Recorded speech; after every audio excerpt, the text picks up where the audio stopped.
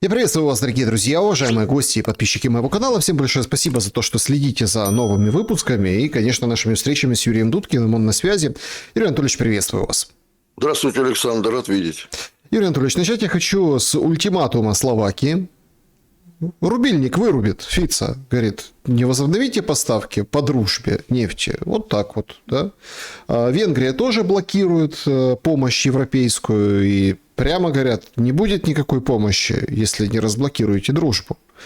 Нефтепровод, конечно, это давняя уже, ну, такая серьезная перепона и такой камень преткновения в этих отношениях между Европой и Украиной, но без этой-то помощи 90 миллиардов, без света от Фица, да, и от Орбана, без дизеля, ну, вообще непонятна перспектива дальнейшей стойкости Украины, хотя бы в таком формате, как сейчас, вести войну. А Зеленский говорит, готовьтесь, будем 3 года, а потом это опровергают. В общем, поведение Зеленского на этой неделе мы обратили внимание, какое мощное заявление, крики о том, что не сдадимся, ничего не сдадим. Женева, многие признают, прошла впустую, хотя какая-то надежда, конечно, у кого-то теплится на следующий раунд. В общем, как-то все очень и очень тревожно складывается для Украины. И главный-то вопрос, как вам кажется, с чем это связано? Ну, не забывайте, что господин Орбан – друг Дональда Трампа. А это своего рода тоже идет оттуда, из-за океана. Ну, не все, конечно, но есть кое-что. Орбана просят все-таки периодически оказывать давление на взорвавшегося наглого вот этого криворожского бородатого недополитика. Но что касается поставок, значит, газопровод «Дружба», который Украина взорвала, он уже восстановлен, но вентиль закрыт. То есть Венгрия ждет. Ребята, мы вам выставили действительно ультиматум, как вы правильно заметили, а вы, как говорится, рискуете, играете со спичками в доме, где вы расставили по углам канистры с бензином. А бензинчик-то тоже и горючие смазочные материалы идут из Венгрии.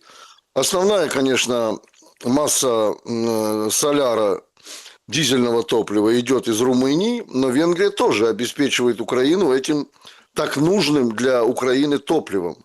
Особенно сегодня, когда Украина в блэкауте энергетическом и практически только в столице Украины, городе Киеве, в сутки уходит 900 тонн дизельного топлива. Вот как раз на эти вот дизель-генераторы, которые везде стоят в администрациях, в судах и так далее и тому подобное. На гражданах, конечно, никто не заботится. Ну так вот немножко таких еще цифр назову. Венгрия обеспечивает около 40%, 40-42% импорта электроэнергии на Украину. Ну, то есть практически в половину. Это по итогам 2025 года. Сейчас Зеленский через дипломатические какие-то каналы все-таки просит правительство Венгрии увеличить поставку электроэнергии на Украину. Но, как вы сами понимаете, вопрос находится в глубоком тупике. По газоснабжению то же самое. С востока на Украину уже давно ничего не поступает. Я имею в виду из газа.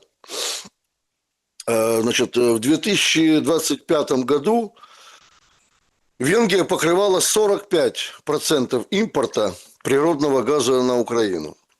То есть это очень тоже солидная цифра, при которой Венгрия в данных тяжелых условиях отношений дипломатических с Украиной может вполне себе диктовать условия, не просто диктовать, а Венгрия может, ну, действительно значительно ухудшить положение внутри Украины.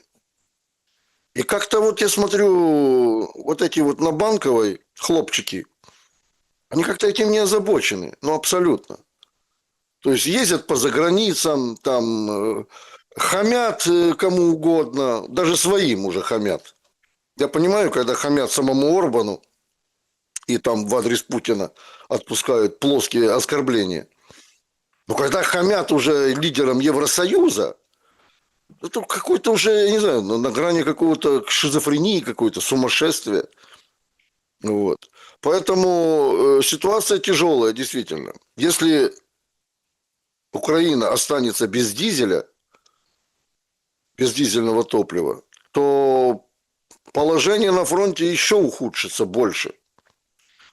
Ниже, вернее, да, ниже, когда мы перейдем там к положению на фронте, я более детально, кстати, на этом остановлюсь, потому что уже есть такие предпосылки, что украинская армия на сегодняшний день очень серьезно испытывает огромный недостаток в газосмазочных материалах и дизельном топливе.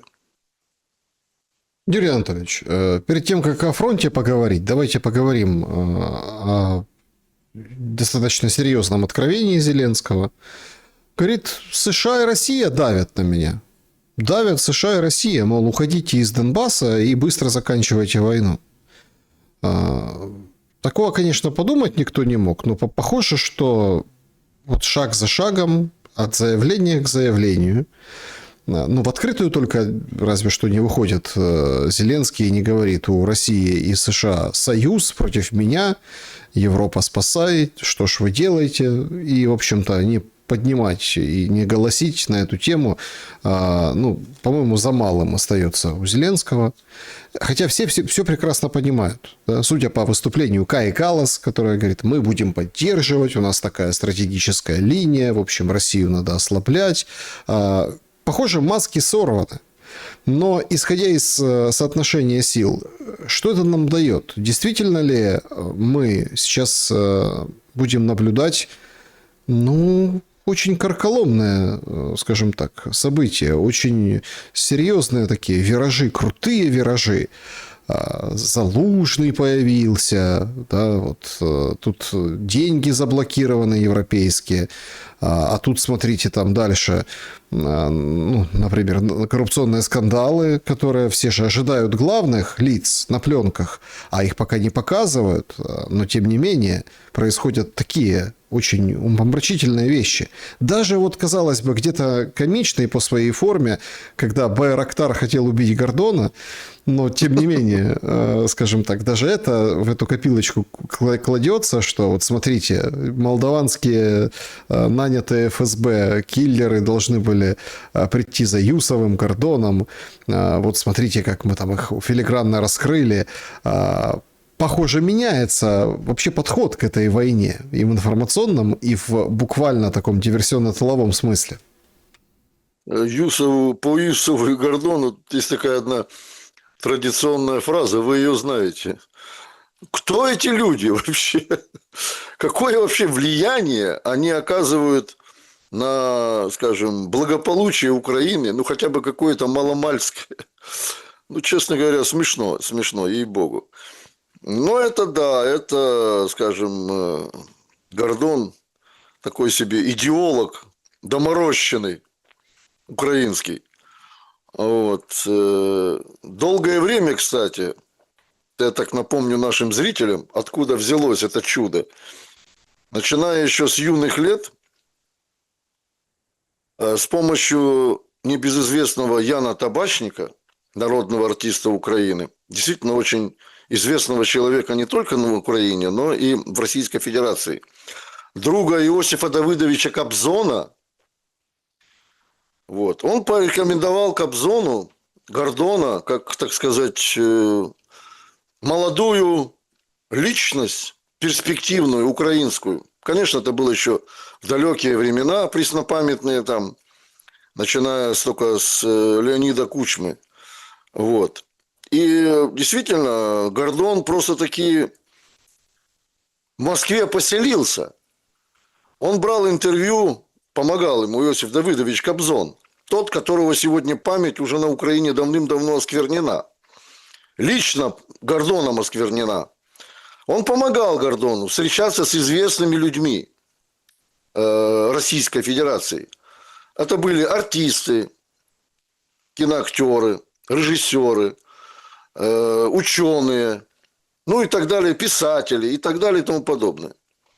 И вот на этой волне, да, именно российской волне, популярность такая Гордона росла и на Украине. Вот. Его действительно, он стал узнаваемым, вот, ну и так далее и тому подобное. Но вот эти смычки его с украинской властью, вначале с Ющенко, там очень широко он популяризировал приход Ющенко в украинскую власть через определенные средства массовой информации, телеканалы украинские.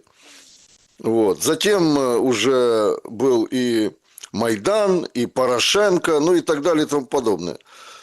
Он действительно получил такую известность на Украине, как такой острометный, остроумный журналист. Но на самом-то деле, если брать так вот чисто по-человечески качество этого человека, как и многих других, кстати, в журналистской украинской среде, продажность просто сквозит.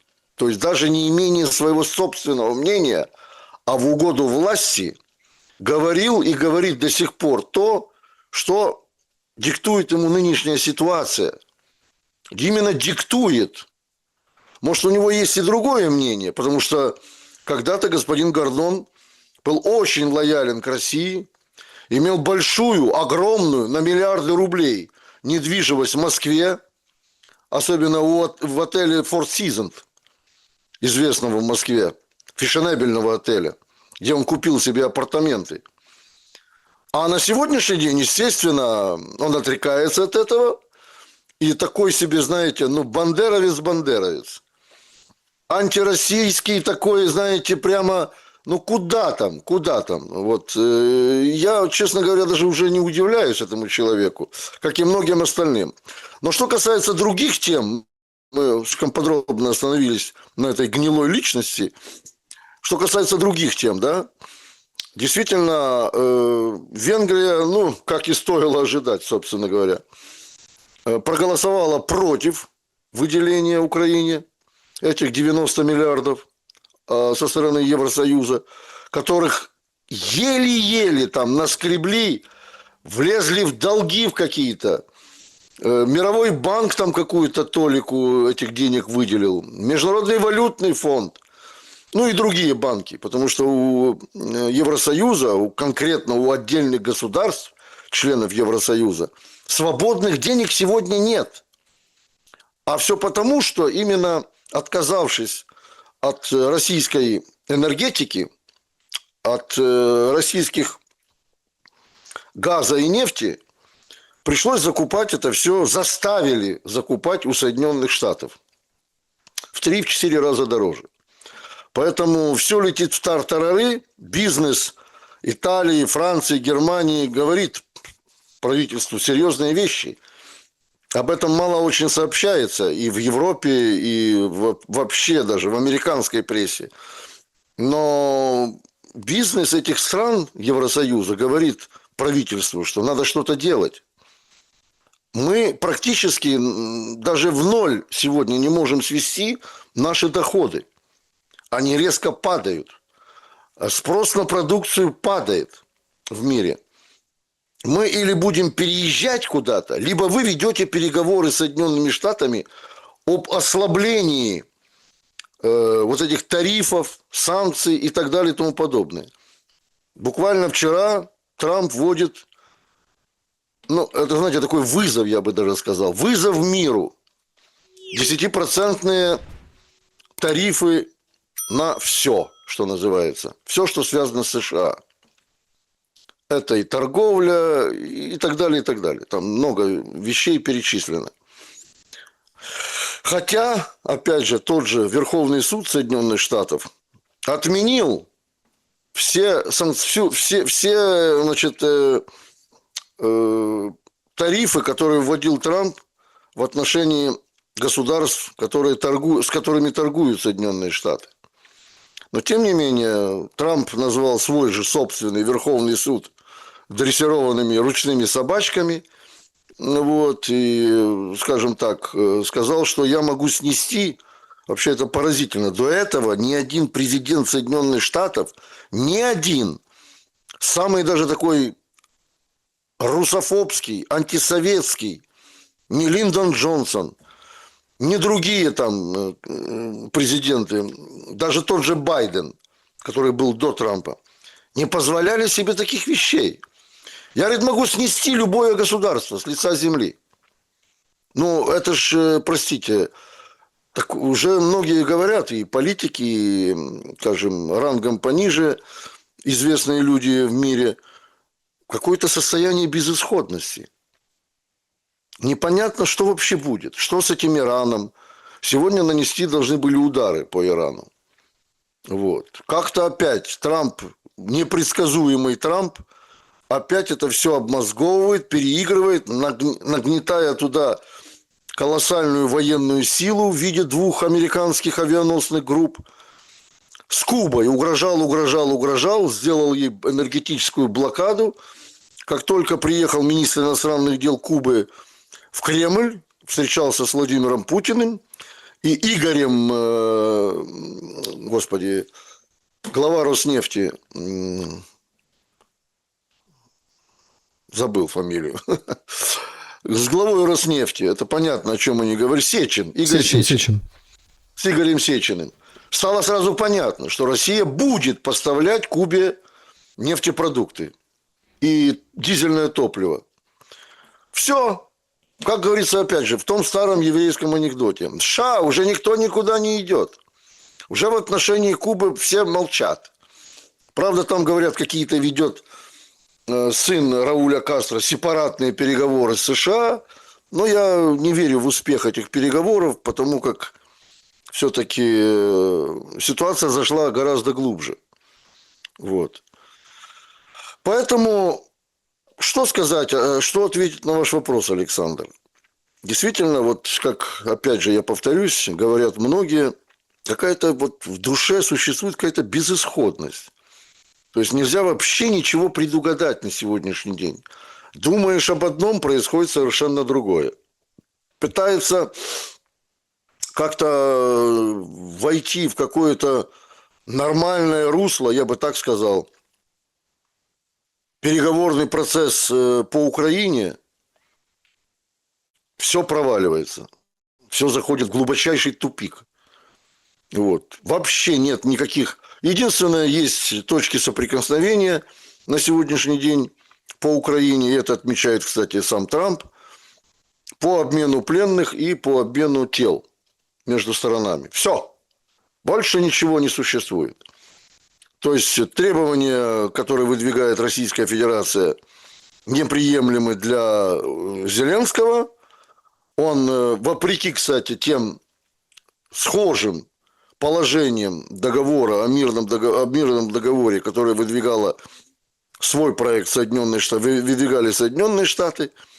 Но, тем не менее, опять же, Зеленский, послушав своих кураторов из Лондона, как это было и ранее, от господина Джонсона, нет, мы ничего не отдавать не собираемся, мы будем воевать. И что вы думаете? Воюют, понимаете? Просто штабелями тела украинских военнослужащих ложатся на линии соприкосновения, штабелями. Если это, конечно, грубо звучит, но там зашкаливают уже цифры потерь, которые несут ВСУ на сегодняшний день. И об этом, кстати, вот недавно в интервью в газете «Красная звезда» заявил начальник главного оперативного управления Генерального штаба Вооруженных сил Российской Федерации генерал армии Рудской. Вот. И там, конечно, цифры, я хотел бы их, конечно, привести, что за все время конфликта, вооруженного конфликта на Украине, погибло со стороны Украины более 1,5 миллиона человек. Ну, цифра ведь страшная. Это же не обращать на это внимание, не пересматривать тактику ведения войны, если уже решили вы воевать. Ну, это преступление.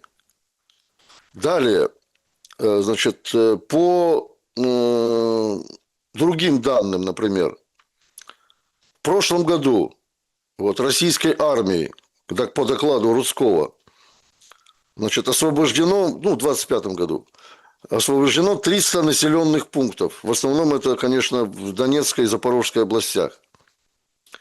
И это в общей сложности 6700 квадратных километров. По потерям, опять же, цифры по технике вообще, я не знаю, они ужасают просто.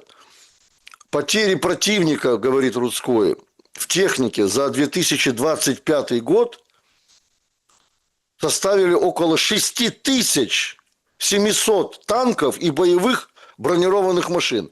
Я не знаю, как можно воевать, да. Понятно, дроновая война. Это все меняет в корне, значит, то, что было еще ранее, лет 5 назад. Все меняется на фронте. С введением в тактику и стратегию ведения войны, дроновой войны, положение вещей на фронте. Все меняет.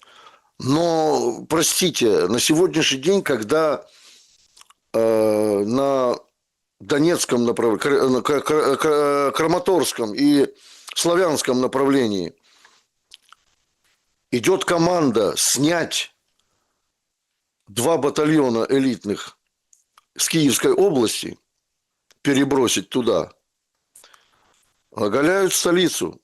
Понимаете? Оголяют столицу. Дальше.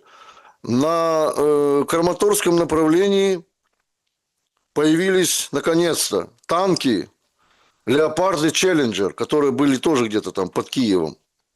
Все было направлено на то, что действительно Россия в любой момент может начать окружение с севера Киева. Вот. Ну, пока что спокойно в Киеве, если можно так выразиться, не включая в этот термин спокойствия полную энергетическую блокаду, блэкаут, то перебросили танки туда. Ну что, их не пожгут? Пожгут. Угу. Ну, вот я, опять же, я недоумеваю по этому поводу. Значит, если еще, я смотрю регулярно все вот эти заседания, которые проводит Путин с военными, и сами военные, которые комментируют в России положение вещей на фронте, там есть какая-то живая мысль. Потому что военная наука – это наука, ее надо совершенствовать. И как это, знаете, ученый пишет диссертацию, готовится к защите. То же самое в военном деле. Нужно каждый день готовиться к чему-то новому. Значит, ни в коем случае нельзя умалять свои потери. Наоборот, говорить о них, ну, хотя бы в приблизительной форме. И готовить страну к тому, что будет еще хуже. И начинать что-то делать. Но я ни в коем случае не выступаю ни на чьей стороне, чтобы меня правильно поняли наши зрители, а то начнут сейчас опять писать мне там какие-то обвинительные те самые фразы в мой адрес. Я просто анализирую общую ситуацию, потому как я еще с украинским паспортом пока, но я ненавижу этот режим, который довел страну до такого состояния. И этот режим украинский, нацистский, продолжает ее убивать. Переговоры провалили, на войне успеха нет, страна без энергии, в ужасный холод люди мерзнут, умирают, ТЦК свирепствует, убивая своих собственных граждан. Ну, слушайте, вот я еще раз говорю, безысходность какая-то. Как на это все влиять? Очень интересные вы привели данные о том, что из-под Киева снимают и вперед бросают. Тут же ж наступление ВСУ на запорожском направлении. Уже, да? Ну так 300 километров вчера Зеленский Саша, сказал. Наступление никогда не анонсируется в здравом уме и в светлых головах военных. Наступление всегда неожиданно. Фактор неожиданности наступления – это первый пункт любой науки, особенно военной.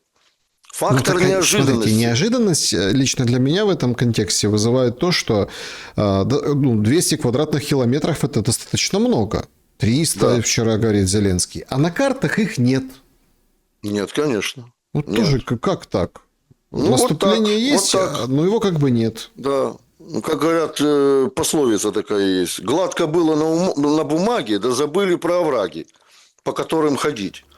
Вот они все на бумаге так, да, в средствах массовой информации. Интервью раздают главкомы. Это вообще, это такой идиотизм, да, клоунада какая-то. Они рассказывают, где они будут наступать, где они что-то там еще будут предпринимать. Главнокомандующий раздает интервью. Ну, я себе с трудом представляю, чтобы в годы Великой Отечественной войны Георгий Константинович Жуков давал кому-то интервью, который был неоднократно в тяжелейших ситуациях в годы войны.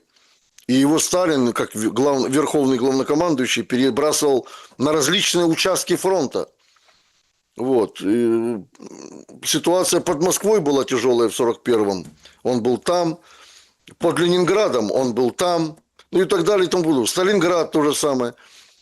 Везде, значит, этот человек бывал на всех фронтах, но ни советским, ни тем более иностранным корреспондентом это даже в уме ни у кого не было, чтобы маршал Советского Союза давал кому-то интервью. Здесь же, я говорю, какой-то паршивый театр какой-то, шапито какое-то. Интервью раздают, бывшие вообще участвуют в каких-то выборах марионеточных. Вот. Вообще смех и грех, честное слово. Поэтому все вот эти анонсированные, я подчеркиваю, наступления, это такая же фикция, как и сам Зеленский, фикция. Это функция Запада. Это не президент Украины, давным-давно уже. Поэтому ничему нельзя в этом уже сейчас удивляться, делать круглые глаза, потому как люди эти, которые захватили на сегодняшний день власть на Украине, только лишь думают о том, как бы ее сохранить, а не о том, как бы сохранить Украину. Ну, так если проанализировать вот эти, ну, как бы, наступательные порывы ВСУ, должна быть какая-то цель. Вчера вывели главу Нацгвардии, и он так плюс-минус по-военному, как бы прописные истины, которыми никто уж не удивляется, говорит, военная цель – это границы 91 года. То есть, это победа имеется. Победа для Украины – это выход на границы 90, это военная, как бы непреложная истина. Понятно, что ее не будет. То есть, понятно, это как бы он на своем военном языке намекает, что победы не будет. Да? Но, с другой стороны, идет вот эта вот распасовка, что солдаты выполнят приказ. Интересная формулировка. Вот правда интересная, потому что отступление от Донбасса, ну, просто если логику подключить и посмотреть наоборот эту фразу составить, то получается, что есть реальное опасение или как реальная информация, что если условно Зеленский возьмет и прикажет, то не выполнят, понимаете? Даже вот в таком разрезе мы можем посмотреть на эту ситуацию. Хотя нас уверяют в интервью, что нет, все выполнят, но это смысла не имеет, потому что иначе тогда почему не решить было все раньше, если так брать и без боя отступать? И погнали дальше, то есть раскручиваем эту тему и видим, что, ну, а что, мы столько воевали, столько жизней положили. Короче, принцип «стоим, где стоим». И он нас уверяют все, он такой военный, он такой нужный, он такой важный. Так и получится, что в конечном итоге, простите, но получается, это война, воюется, пока Донбасс, пока Славянск и Краматорск под контролем Украины. Ну, вот, дальше степь, да? вот Дальше так степь. получается. Да, именно так. Если падет, а это уже, скорее всего, так и будет, цели России, они достигаемы пока что. Я думаю, и далее будут достигаемы. Слишком силы неравны. Поэтому с падением Краматорска и Славянска открывается широкий украинский степ, где уже спрятаться невозможно, рыть канавы бесполезно, для беспилотников это не имеет никакого значения. И дальше разрозненные части отступающих украинских войск будут добивать. Теперь, что касается то, что вы сказали, меня немножко так рассмешило, но вы не обращайте внимания. Что значит выполнить приказ? Ну, в любой армии мира существует принцип единоначалия. Приказ не обсуждается. Если его отдают, военнослужащие низшего звена должны его выполнять. Если военнослужащие его не выполняют, значит, что-то не так в структуре вооруженных сил. Какие-то существуют внутренние причины того, что либо это, скорее всего, морально-психологическое состояние личного состава не позволяет выполнять им этот приказ, а по сути дела нервные срывы у военных, которые все чаще и чаще встречаются в ВСУ. Да, есть, конечно, мотивированные националистические подразделения, те 2 батальона, о которых я сказал, из-под Киева. Именно они туда направлены для того, чтобы хотя бы в какой-то степени сдерживать русских. Именно сдерживать. Но не наступать, подчеркиваю. Для наступления не нужны силы, превышающие в 3-4 раза противника. Понимаете? Вот в чем дело. То есть должен быть перевес сил. И в личном составе, и в вооружениях. Но это же нет у Украины. Это известно даже какой-либо пожилой домохозяйке украинской. Нет сегодня сил таких на Украине. Все уже разбито, растеряно, разбомблено и украдено, кстати. То, что на фронте воруют, я думаю, это никому секрета я не делаю, большого не выдаю. Воруют просто со страшной силой. И списывается все это на потери. Ну, это, конечно, катастрофа. Да, там, Кто-то меня поддерживает. по поводу, скажем так, ваших ну, слов про то, что воруют, ну, погодите. Воруют еще как? Ну, это прям, когда начальник продуктов покупает себе квартирку на Бали, когда машинки, когда дорогие вещи, и это все, скажем так, вываливается и демонстрируется. Но возникает вопрос, а чего вдруг? Ну, наверное, ж не поделился. Так это только один начпрод, да, одной из бригад в Днепре. То есть это же Вы просто... же поймите правильно, Александр, если начпрод уже, как вы говорите, на Бали себе купил домик и элитные машинки, ему же надо отстегивать наверх его начальничку. А его начальничек отстегивает еще выше. Ну, не будем называть фамилии. Это система воровства. Конструктивно выстроенная за 30 лет. Там очень сложно что-то изменить. Там нужно только карать, безбожно карать. Вот и все. Иначе эту систему не свалить, не искоренить. Бесполезно убеждать, там, суды какие-то проводить. Меня вот это, ну, будем так говорить, в годы Великой Отечественной войны это стенка была для тех, кто подобным образом занимался этими вещами, понимаете? Это стенка однозначно.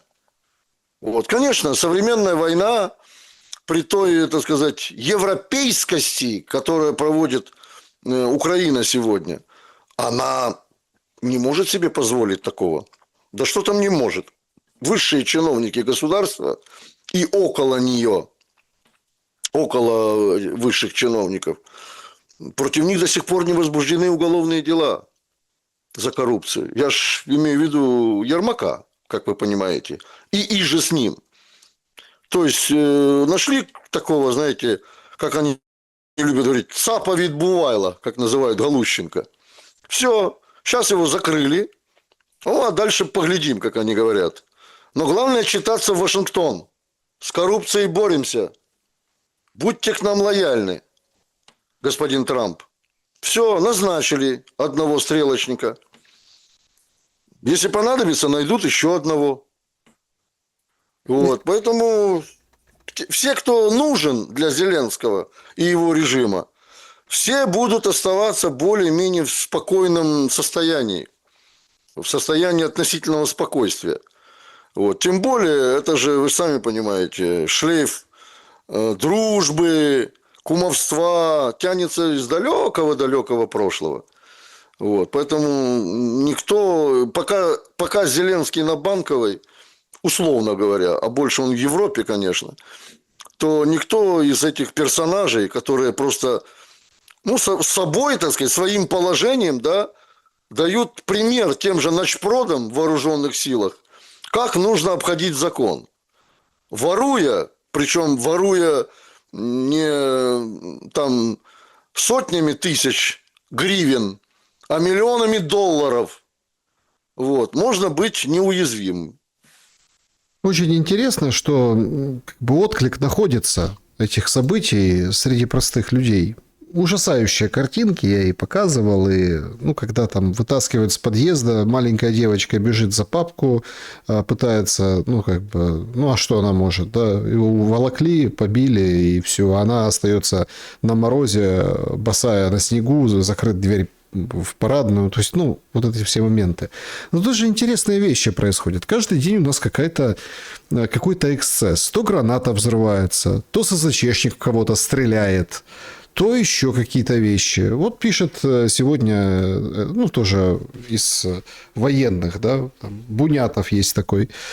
Говорит, на Днепропетровщине группа из 6 человек напала на военнослужащих подразделения «Айдар», которые общались между собой на улице в процессе похода на новую почту. Во время нападения одним из нападающих было применено огнестрельное оружие. Причины нападения официально пока неизвестны. В общем, от себя хочу, пишет этот боец, искренне будущим штурмовикам приехать извиниться. Айдар не ТЦК. Последствия одинаковыми не будут. Ну, это как бы он угрожает, да, тем, кто нападает.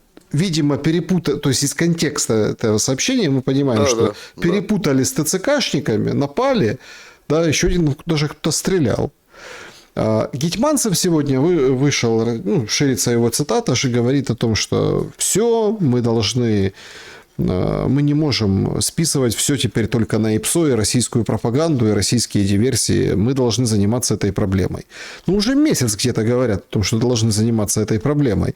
Но правда, слушайте, доведут до того, что мужчины будут сбиваться в группы, в бригады, кто-то с травматом, кто-то с огнестрелом, и прям будут идти, как ТЦК охотятся на людей, так и люди будут охотиться на ТЦК. Александр, ну мы же с вами давно уже об этом говорили. Я неоднократно говорил о том, что украинский народ очень долго раскачивается. Очень долго. Не, ну, конечно, если помогают деньгами Виктории Нуланд, вот, то на Майдан бегут, аж дым столбом идет. Понимаете?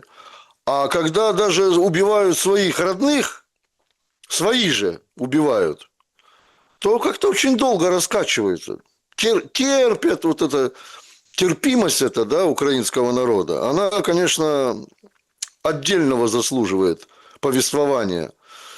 Кстати, так и было в годы Великой Отечественной войны. Я люблю историю вспоминать. Это очень история, как многие говорят, историки, настоящие историки. Это не учитель, это надзиратель. И она очень жестоко наказывает за невыученные уроки. Так вот, украинцы уже наказываются за эти невыученные уроки. Когда полицаи в годы Великой Отечественной войны, вспомогательные зондеркоманды, сформированные из оуновцев, также пытались выискивать жен комиссаров, жен участников боевых действий в Красной Армии, ну, вообще охотились за ними, выдавали гестапо. Те же жены спустя некоторое время уходили в партизанские отряды. Их младшие дети, там, 14-15 лет, уходили в те же партизанские отряды. Но это было настолько медленно. Для этого, кстати, вот что примечательно. Конечно, Великая Отечественная война – это не нынешняя война на Украине. Это все-таки нечто другое, более, скажем так, патриотичное. Тем более это было не на Украине только лишь, а в составе Советского Союза война велась с немецко-фашистскими захватчиками.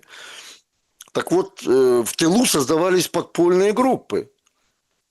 почти в каждом населенном пункте, начиная от села, поселка и города, создавались подпольные группы для того, чтобы координировать действия тех, кто желает уйти в партизаны, и действия подрывной работы на территории тех регионов, где были они оккупированы немцами.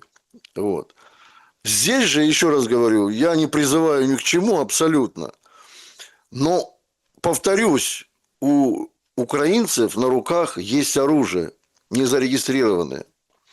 И то, что они его сейчас не применяют в массовом количестве, это вопрос будущего. С такой политикой мобилизации украинской власти, недовласти этой, и что самое интересное, да, вот они же ничего придумать больше не могут, кроме как хватать, избивать, а иногда и убивать. Ну, то есть чего-то новаторского в мобилизации они до сих пор еще не ввели. А это, я сразу подсказываю, так сказать, повышение окладов военным, обеспечение, но для этого нужны ресурсы. Кормить надо военных нормально, когда на передовой люди по 15 дней голодают, жрут черт знает что, крыс ловят, варят в этих самых котелках на костре. На костер нельзя разжечь, потому что дроны увидят. Я не знаю, чем они там вообще питаются. Но когда украинские солдаты сдаются в плен, они спрашивают их, вы для чего сдались, чего вы не сопротивлялись? Не все сопротивляются, кстати, особенно те, кто насильно был мобилизован. А они говорят, очень холодно, и мы есть хотим. Это украинские военные говорят. Очень холодно, и мы хотим кушать. И их обогревают и кормят российские солдаты, у которых есть все. Они также воюют, причем не просто воюют, а они наступают. Наступать гораздо сложнее, чем обороняться. Гораздо сложнее. Но у них есть питание, обмундирование, все необходимое с точки зрения связи, там, быта и так далее. У украинского солдата ничего нет. Его загнали туда под землю, где сыпется земля сверху, если она не мерзлая. В землянку в эту, в 3 наката. Сиди. А приказ какой? Сколько сидеть? Сиди, пока тебе не скажут. Вот они и сидят. До плена. До первого, так сказать, первой возможности поднять белую тряпку. И дрон, если увидит их с белой тряпкой, говорит им, куда идти, чтобы их свои же не грохнули. Вот такая ситуация, Ну, с Саша, другой тяжелая. стороны, послушайте, ситуация тяжелая, но война-то продолжается, ничего не заканчивается. Фронт не рухнул, сообщают аналитики, все стоит. Более того, там, да, молотиловка это как бы идет и дальше. Многие говорят и справедливо замечают, раз полностью сытые, обутые, одетые со всеми, скажем так, со всеми элементами, да, солдаты, а почему-то они у этих голодных не могут захватить территории, фронт движется медленно. Тоже ведь справедливые тогда упреки от того же Рютта, который посмотрел в глаза псу-патрону и увидел там много чего интересного. То есть, получается, все совершенно как бы немножко очень корректируют вот эти самые... А что значит фронт не рухнул? Вот Ну, что смотрите, подождите, у нас что, есть прорывы какие-то на 20, 30, 50 километров? Я же вам привел цифры. Я же вам вначале приводил цифры. Нет, подождите, есть продвижение... В этом году, 2026, 600 квадратных километров Российская Федерация взяла под свой контроль. 600 квадратных километров. Я же приводил все эти данные вам. Это как вы считаете? Это что, стояние на месте? Вот просто сидят себе россияне, а эти километры территории прибавляются, да? Ну, так же не бывает, Саша. Это же... Ну, тогда давайте, подождите, давайте тогда обозначим, что тогда является прорывом фронта, а что тогда прорывом фронта не является. Ну, так мы можем договориться до того, что вот за месяц взяли 600 квадратных километров, посчитали каким-то образом. Это уже прорыв фронта. Ну, а как же? Это так и есть. Это так и есть. Если украинская армия не удерживает свои позиции, неважно, сколько времени прошло. Неважно абсолютно. Блокадный Ленинград 900 дней и ночей был в блокаде. В голоде, в холоде. без достаточного количества личного состава и боеприпасов, но стояли насмерть. Дети стояли на ящиках у токарных станков, вытачивали в блокадном Ленинграде снаряды и делали патроны. Дети 12-14 лет. Поэтому Ленинград выстоял. А окружен он был не только немцами, финнами, чехами и так далее и тому подобное. Там то же самое, как и сегодня. Европа тоже принимала активное участие в годы Великой Отечественной войны. Не только Германия, Европа. И сегодня, когда я вам говорю, что погибло 1,5 миллиона украинских солдат, уже о раненых вообще и искалеченных речи нет. Не считать это прорывом российских войск, ну это, по крайней мере, неграмотно. Это прорыв. Да, он медленный, но это прорыв. Одно дело, когда в Белоруссии в операции «Багратион» было направление главного удара на Польшу с территории Беларуси. Немцы ожидали на Северной Украине, а Сталин со Ставкой, Жуковым и Рокоссовским разработали операцию «Багратион», где было для немцев полной неожиданностью в болотах, в лесах сосредоточить крупные силы и нанести этот удар. Но это было другое время. Сейчас совершенно другое. И, кстати, Российская Федерация людские ресурсы, нещадным образом экономит. Экономят, поэтому так и медленно продвигаются. Вы что думаете, у России не хватает живой силы? Я тоже эти данные приводил. 25 миллионов резерва. Союзник Корейская Народно-Демократическая Республика. Да если бы надо было взять вот срочно и положить там тысячи, сотни тысяч российских солдат, эта цель была бы достигнута. Но не эта цель стоит у России. На какая стоит цель у России? Малыми силами добивать Украину. Малыми силами, которые существуют. И вот этими силами развивается успех. Какой-никакой, а успех. Украина такого успеха не имеет. Нигде. Поверьте мне. И вот это, кстати, очень важно. Кто не обращает на это, вот эта расхожая фраза. Ну что же, если такая Россия сильная? Что же на 4-й год, там 4 года, 5-й год топчется на месте? Да, ребята, разные цели стоят у России. Вот, пожалуйста, добились они цели обесточить Украину. Практически обесточить. И восстановлению энергосистемы Украины за 2-3 года не подлежит. Об этом говорят многие украинские эксперты. В энергетике эксперты. А не такие диванные, как я. Невозможно. На это понадобится 20 лет, чтобы восстановить все эти ТЭЦ и другие, объекты энергосистемы украинской, которые строились еще Советским Союзом. Украина ни черта не построила за 30 лет в энергосистеме. Всеми, так сказать, силами, благами Украина пользовалась тем, что построено было в советской Украине. Все. Поэтому восстановить это, как многие мечтают там, да мы вот там сейчас Днепровскую, Дарницкую ТЭЦ за 2 дня восстановим и дадим энергию. Я посмотрел на эти руины. Это, кстати, недалеко от моего дома в Киеве. Дарницкая ТЭЦ. Я посмотрел на эти руины. Кстати, туда же этого кретина Рютте привозили. Там камня на камне не осталось. Что там восстанавливать?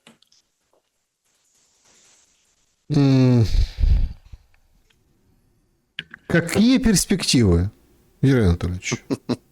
Ну вот опять-таки. Вопрос интересный. Всегда вы задаете его. Да, вот потому что, судя по тому, как Зеленский упорно продолжает, скажем так, судя по риторике, или он играет и он обыгрывает ситуацию на самом деле. Ведь я не верю, что определенных данных вообще нет в распоряжении руководства Украины теперешнего, фактического, что есть военные, которые там не знают чего-то. Вот вы же видели, какой скандал, с этим Залужным, а это же о чем скандал? Почему он скандальный, этот скандал? Ну, во-первых, потому что вот, там, убить хотели, там, направить российскую ракету, слить координаты, или там СБУ при задержании, там, нападки, вот это все, но он там позвонил Ермаку, это все там живо описывают сейчас. Ну, вы тоже, я уверен, вы тоже с интересом наблюдаете за этим процессом, причем он не останавливается, а будет продолжаться и дальше. Новые серии нас ждут. Но там же суть какая? Я, значит, воевал как надо воевать. То есть я помню даже свои эфиры с разными там военными аналитиками, причем такими заряженными под одно. Во-первых, с каждого утюга кричали, что будут перерезать, это то, о чем вы возмущались выше в нашей программе, будут перерезать сухопутный коридор на Крым, выход к Азовскому морю. Каждый кричал, каждый. Я прям куда ни кинь, куда ни глянь, простите. Все перерезали сухопутный коридор. Это во-первых. Во-вторых, обставлялись и играли, жонглировали аргументами в самом разном ключе. И говорили, что мы не можем там отдать Бахмут, мы должны там за него цепляться, бороться, опять под поводом уничтожать как можно больше вагнеровцев, русских там, да, и вот это вот все. Там очень удобно. Хотя четкий был посыл. Ребята, вы не сможете. Вы соберитесь силами, соберите какой-то кулак, внезапность обеспечьте и ударьте. То ли там на Бердянск, то ли на Мелитополь. Короче. И нам Залужный говорит, я так и хотел. Но Зеленский говорит, нет. И это почему важно в нашем с вами вот случае сегодняшнего дня? Я сейчас пытаюсь понять и наложить вот те обстоятельства на обстоятельства сегодняшние. Вот как-то с трудом получается. Не поможете? Вы знаете, в любой войне еще есть один очень важный фактор. Фактор времени.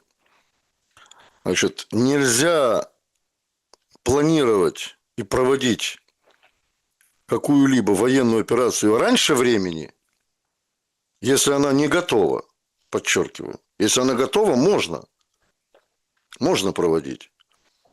Как, например, брали Киев. Вот Сталин сказал, к 7 ноября, годовщине Великой Октябрьской социалистической революции. Хотя Георгий Константинович Жуков докладывал ему, что операция готова к 25 ноября. Но, тем не менее, ударили раньше, потому что были достаточные силы. И штурмовали тот восточный вал, на котором находится Киево-Печерская лавра. Ну, не только там, она по всей правобережью был этот восточный вал. Укрепленный, вооруженный, забетонированный и так далее и тому подобное. И советская армия наступала с левого берега. И успешно наступала. Да, были колоссальные потери. Это является уже историческим фактом. Скрывать здесь нечего. Это, кстати, о том, о чем я говорю. Можно, конечно, навалиться всем телом, но тело может получить большие раны, большое ранение. Крупное ранение. Поэтому сегодня Россия выбирает другую тактику ведения войны. Я считаю, она правильная, эта тактика. Беречь людей. Вот главная идея Путина на этой войне. Как православного человека. А не бог знает кого с другой стороны. Так вот, фактор того, что можно начинать военную операцию, когда она готова раньше, можно. Но ни в коем случае не тогда, когда ни черта нет, простите меня за это выражение, бездарные начальники дают приказ, и это все проваливается со временем. А это уже, так сказать, для этого есть очень яркий пример. Курская область. Вот нахрена нужно было 74 тысячи? Саша, вот вам, пожалуйста, пример, как вы говорите, прорыв, не прорыв. 74 тысячи жизней Зеленский угробил для того, чтобы доложить Западу. Ага, видите, я же в России, я же таки достиг, чего хотел. Ну а да, чего ты достиг? И ядеркой не ударили. Да, и ядеркой не ударили. Малыми силами вытурили. Братья корейские еще помогли, правда. И еще помогли с разминированием Курского приграничья, они же. честь им и хвала за их боевое братство. Вот вам яркие примеры, понимаете, когда бездари в вооруженных силах, ну, в принципе, могут лишь только интервью раздавать, а на более они ни на что не способны. Тем более, если верховным главнокомандующим считается шоумен и паяц. У меня все.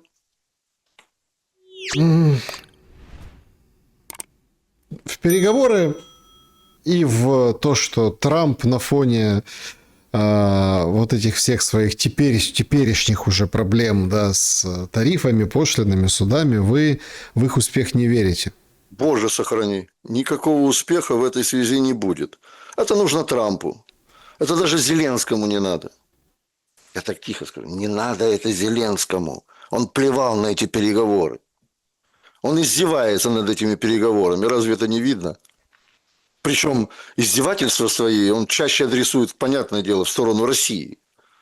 Рассказывает там дерьмовая история, там, это, понимаете, всякую хрень там несет. Вот. А на самом-то деле Зеленский себя прекрасно чувствует и в такой ситуации. Пока идет война, его власть безгранична. И популярность вот для артиста, я же повторяю, наверное, в 100-й раз, для артиста, где бы он ни находился, нужна популярность, овации. Европа сегодня его купает в этих овациях. Что бы он ни делал, где бы он ни потерял что, где бы он ни украл что-то, понимаете? Но вот есть такой пункт у Европы. Зеленского надо искупать в овациях, обцеловать. Вы где-нибудь видели, чтобы его без поцелуев принимали в Евросоюзе? Ну, это же просто уже на уровне, еще раз говорю, театра одного актера. Понимаете? Поэтому, ну, что сказать, Саша, господи, живем, где живем, видим, что видим. Вот, и делаем свой, так сказать, вывод о том, что все это скоро не кончится. Опять же, повторяю это еще в какой-то 10-й раз. Почему? Потому что мне нравятся наши, знаете, украинские политики.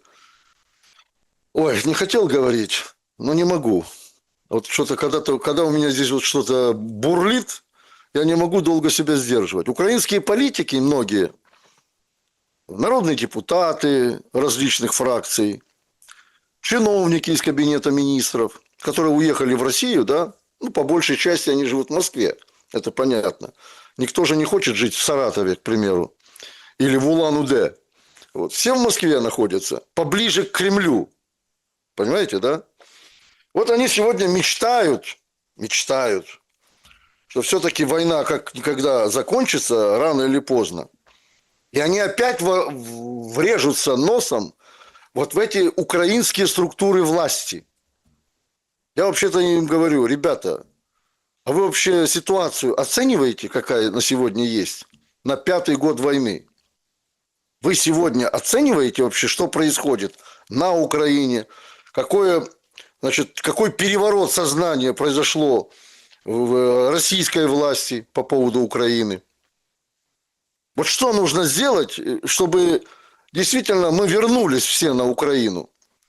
Вот звучит фраза: нужно демонтировать нацистский режим Зеленского.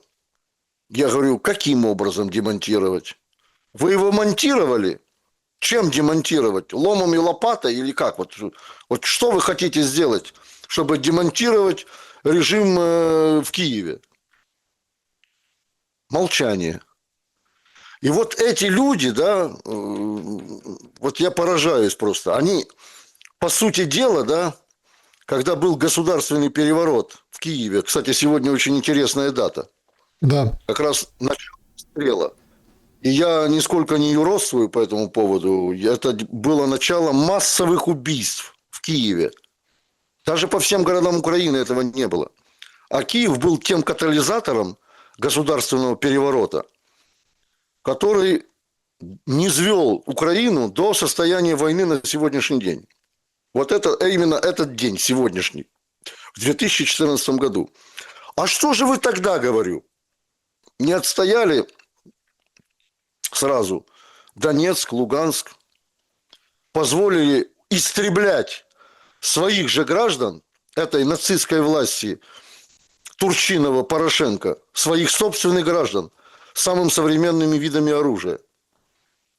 Где же вы были-то? За нас типа взялись, на нас охотились. Берите автомат, идите в лес, ребята. Или садитесь в тюрьму. Потому что у меня не было, например, оружия. Я бы, если бы оно у меня было, я еще не знаю, как бы я себя повел. Но я сидел в тюрьме за свою точку зрения, которую я отстаивал всегда. А что такое застенки СБУ, я не пожелаю даже своему врагу злейшему. Поэтому вот вся вот эта политиканская украинская риторика, да, в отношении войны, что мы придем, мы демонтируем и опять займем свои властные кабинеты. Не займете вы, ребята. Так а кто займет? А там займут участники СВО. Как это на сегодняшний день по программе «Время героев» происходит в Российской Федерации, где в регионах обучают специально участников, бывших участников СВО методом, как управлять государством. И вот эти люди, которые далеки от казнократства, которые далеки от коррупции, они будут занимать властные кабинеты на Украине, уверяю вас.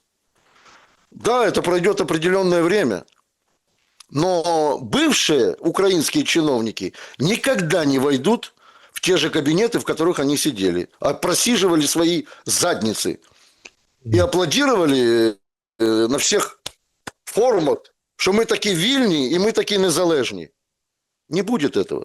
Просто не будет. То есть, получается, Юрий Дудкин косвенно, не прямо соглашается с таким видным политическим деятелем, советником Федорова, Стерненко. Да. Тот тоже сказал, вот если бы Янукович остался, если бы Майдан тогда не победил, то мы бы были второй Белоруссию, и сейчас была бы похожая война. Я бы только, Саша, попросил бы меня не сравнивать с негодяем и преступником. Но там была бы эта война в Польше, это там, раз. на западных границах. А второе, кто этого не видит сегодня, тот близорук. И может верить и дальше в несокрушимость национальной украинской идеи и всего прочего, что принесло беду Украине, а не благо.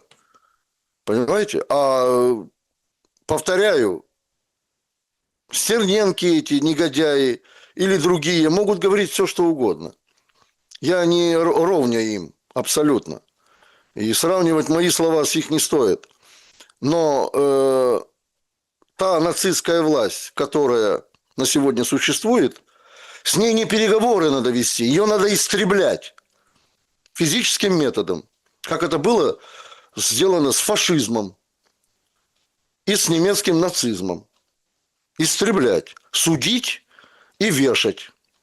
Вот тогда на земле наступит благо и мир, и все мировое человечество, невзирая на нации и народности, будет жить счастливо. Юрий Дудкин был моим собеседником сегодня. Спасибо за время и мысли. Спасибо вам, Александр. Всего доброго. Друзья, берегите себя, напишите, что думаете в комментариях. Добра и света. Увидимся.